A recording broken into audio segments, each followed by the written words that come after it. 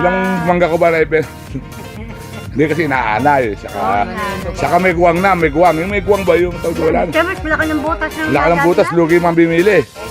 Kasi yung isa dito, 4 na century na puno ko, wala pala laman ng loob. Kaya pala nababangal. Eh, dito wala na rin. Hindi namang swerte. Si namatay na. Doon, 8,000 na bili niya. Yung talagang puro. Pinaputol nga gawa ng nakakasagabal at saka yung anay. Saka yung aming bahay na bubol. Ano masasabi mo sa mga puno? Yun na po mga patay. Mga patay lang. Kasi Lahat po, ng mga patay at saka nakakabaksak sa bahay. Lang. Delikado. Salamat, Endong. Bati ka muna. Bati mo yung asawa mo. Hi, darling.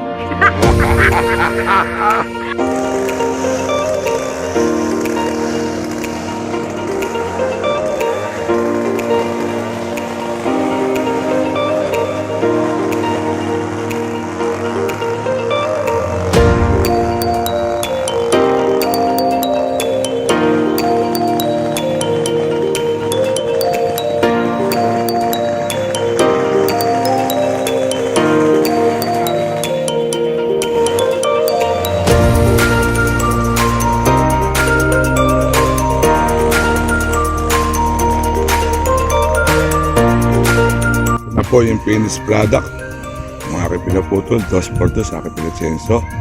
Ang papakinawa ko, pwede kami sa bahay. Yan.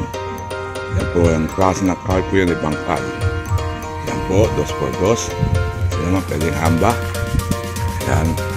Yan po ang mga nakuha sa mga kahoy, sa mga puno, sa bakuran ng aking pinaputol. So hanggang dito lang kapals, babay at please kung hindi po ako nakasubscribe, please subscribe po sa aking channel. Like and comment. Pakidami na rin po notification bell para updated po kayo sa lahat natong video. Salamat po ng marami.